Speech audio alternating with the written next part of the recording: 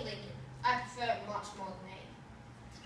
I was born after my sister on February 12, 1809 in Kentucky, America, after my sister. My parents are Nancy and Thomas Lincoln.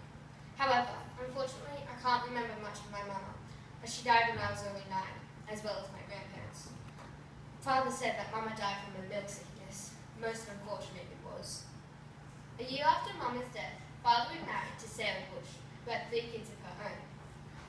I dearly liked Sarah. This is because she taught me to read. To not just read, but understand what I am reading. This is what I found truly amazing. When Father decided to move to Coles County in 1830, the family and I decided to follow. However, I then decided to strike out on my own to make a living. I never really liked the idea of following in my father's footsteps by being a farmer. In some ways, I suppose you could say that I'm not my father's son. Although one thing we both believed in was black rights, and I was passionate to do something about it. So I got out my quill and wrote to Senator Stephen Douglas. I wrote, telling him to meet so that we can have an open-air speech in Springfield.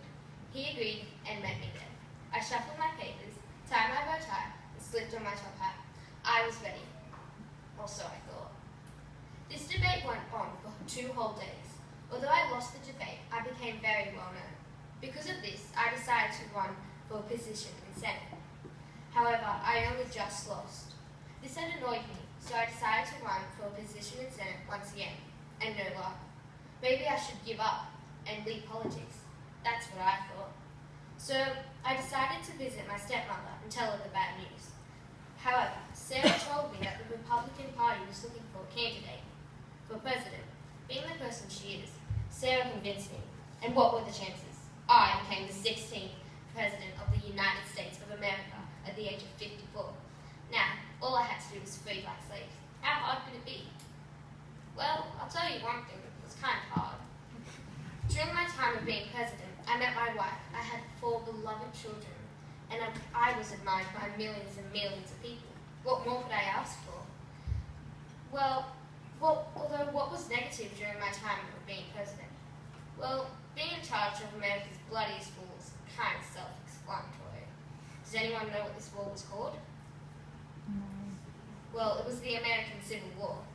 It all started when Southern America heard that I became president.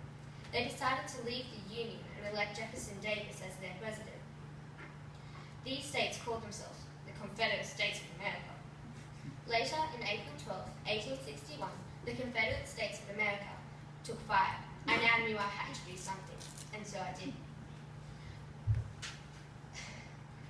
I decided to get volunteers to join the army, and might I add, it wasn't very hard. Everyone wanted to be a soldier.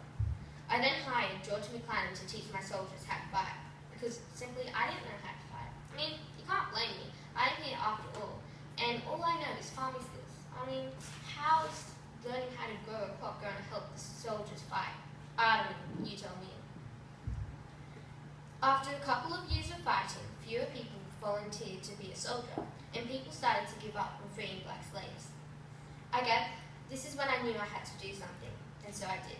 I gathered a large crowd at Gettysburg, Pennsylvania, and delivered my most famous speech of all time, the Gettysburg Address.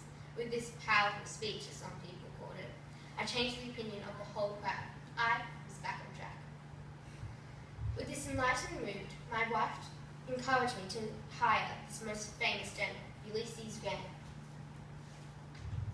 For you new folks, Grant won many victories in my time. His most famous victory was the Battle of Vicksburg.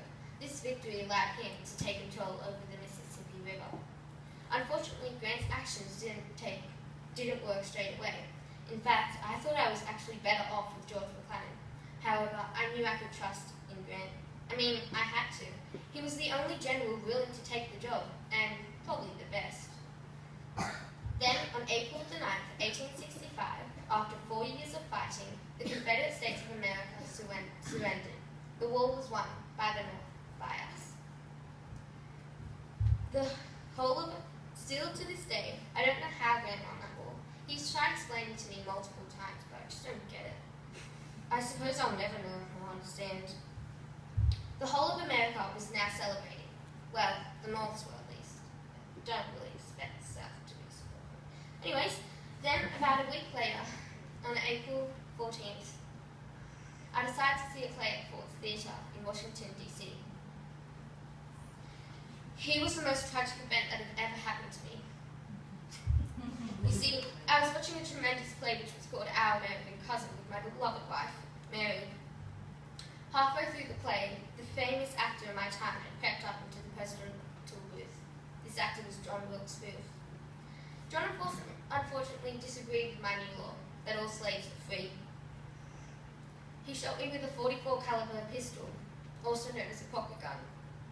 Though I survived throughout the night in a coma, I then died at exactly 7:22 a.m.